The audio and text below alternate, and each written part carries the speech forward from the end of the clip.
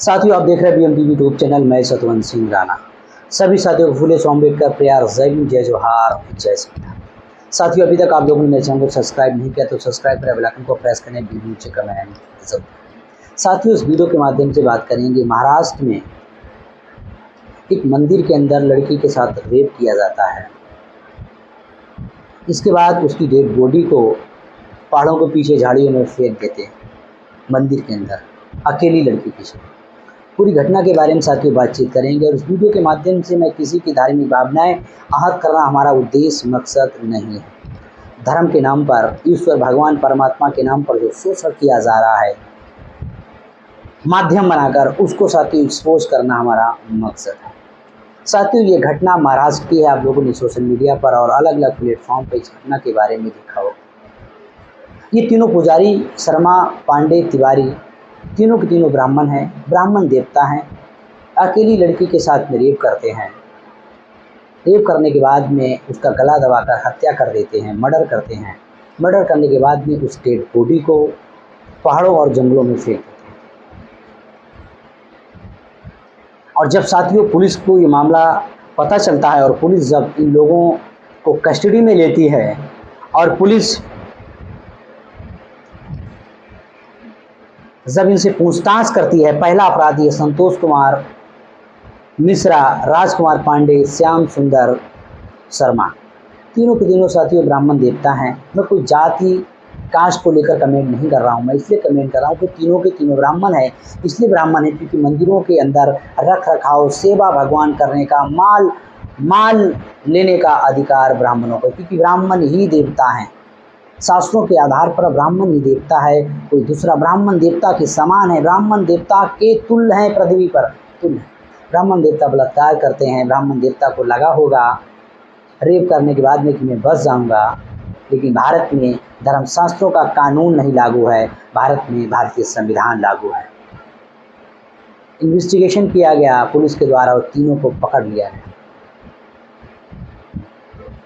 अब इनको लगभग में इन्होंने जो क्राइम किया है ये फांसी के लेवल का है। अब सज़ा कानून के प्रोसेस में होगी, कानून के दायरे में होगी, स्टेप बाय स्टेप प्रोसेस से गुजरना पड़ेगा। साथियों, इस घटना को आधार बना के मैं ये बातचीत करना चाहता हूँ, ये बात 100% प्रूव करना चाहता हूँ कि जितने धार्मिक स्थान हैं, अलग अलग धर्मों के स्थान हैं।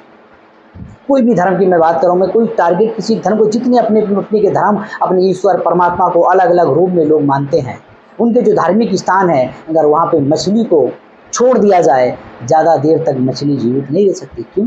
मर जाएगी। स्वाभाविक है मछली का गुण कि वो पानी में जीवित रहेगी, पानी चाहिए उसके लिए, मर जाएगी।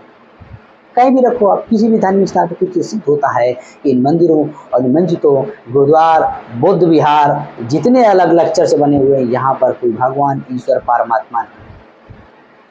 जो मानवता के लिए, जो इंसानियत के लिए जो सोचता है, अन्याय, अत्याचार और मानवता को बचाने के लिए बात करता है, जो भाईचारा, जस्टिस, समता, सुरता, बंधुता की बात करता है, वही भगवान है।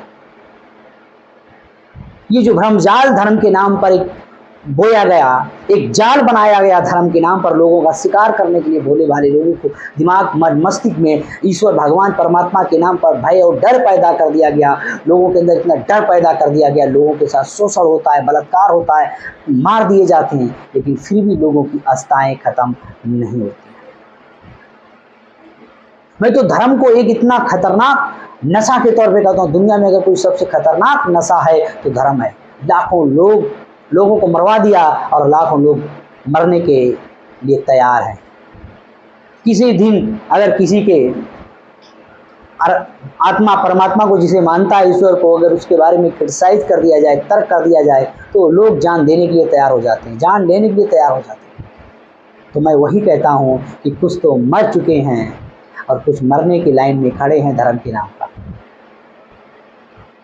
इन लोगों ने धर्म की कोई कंसेप्ट, धर्म का सिद्धांत नहीं, जो हजारों सालों से जो इन किताबों में गांजा पेला गया, जो गांजा इन नशेड़ियों ने, जो धर्म के निर्माताओं के नशेड़ियों ने इनकी धार्मिक किताबों में लिखा है, उनके ये लोग साथे उसी को फॉलोअर, सही तरह से भी फॉलोअर नहीं है, जो इनके मैसेंजर हैं, जो दलाल भड़वे हैं, जो लोग इनको बताते इनको चीटिंग करते हैं, लोग नहीं मानते। अभी आपने देखा हाथरस में इतना बड़ा एक्सीडेंट हुआ, 122-23 लोग मर गए। लेकिन बाबा अभी भी पकड़ा नहीं गया। बाबा अभी भी अपने प्रवचन दे रहा, परमात्मा के ऊपर खुश है और अपने को परमात्मा मानता था। लोग उसको भगवान का दर्जा दे रहे थे। अगर वो हग दे, मूत दे, तो लोग हग मूत दे चाट लेते हैं, चाट भी लेंगे लोग। इतने अंधभक्त पैदा कर दिए उसने, लेकिन वो अभी भी परमात्मा के नाम पर साथियों घूम रहा है। तो साथियों, मेरा आप लोगों से निवेदन है, ये धर्म का जो कंसेप्ट है, मानवता के लिए सबसे बड़ा खतरा है। आपके अंदर जो भ्रम जो बैठ गया है, आपके अंदर जो दिमाग में बैठ गया है कचरा धर्म के नाम पर, भगवान भक्ति के नाम पर, इसको जिस दिन आप निकालोगे और स्वतंत्र विचार, अपनी स्वतंत्र विचारधारा को आप एक अलग पहचान दोगे, तो आने वाले समय में इस धर्म के बगैर आप जिंदगी जीने लायक हो। तो साथियों, इस घटना के बारे में आप क्या कहना? मैं तो बहुत कुछ कहता हूँ, मैं कह देता हूँ तो लोग मेरे पीछे पड़ जाते हैं, मुझको कमेंट करते हैं, मुझे गाली गलौज देते हैं, बहुत कुछ बोलते हैं, इसलिए मैं ज़्यादा कुछ नहीं कहता।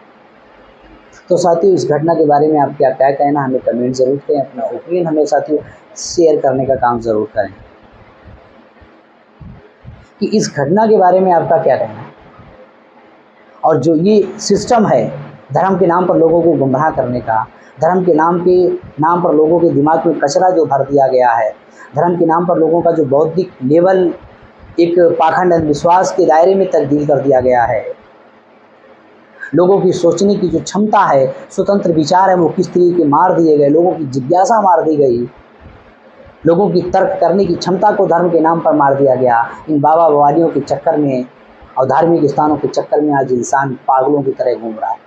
आज तो बाबाओं की बड़े बड़े साथियों मार्केट सजाए जा रहे हैं, बाबाओं की बड़ी बड़ी दुकानें चल रही हैं, बाबाओं का बड़ा बड़ा सिस्टम चल रहा है, बाबाओं ने बड़े बड़े बिजनेस बाबा हैं भारत के अंदर, उनके अलग अलग बिजनेस हैं और सारे के सारे भोले भाले भक्तों के नाम पर करोड़ों लाखों फॉलोवर्स हैं उनके। उनसे अगर एक रुपये 10 रुपये भी इकट्ठा करते हैं ये लोग धर्म के नाम पर, भाई के नाम पर, अपना मर्सिडीज में चलते हैं, हज़ारों करोड़ों की संपत्ति होती है, अयाशी करते हैं और बाबा लोग, भक्त लोग बेचारे वही आर्थिक तंगी में ही बाबा की आशा में अपनी ज़िंदगी काट लेते हैं। तो साथियों, इसके बारे में हमें आपका क्या कहना, हमें कमेंट जरूर शेयर करें कि धर्म के नाम पर कितना इंसान को गुलाम बना दिया गया, धर्म के नाम पर कितना इंसान को नपुंसक बना दिया गया, धर्म के नाम पर किस तरह से शोषण हो रहा है, भगवान बचाने नहीं आता है।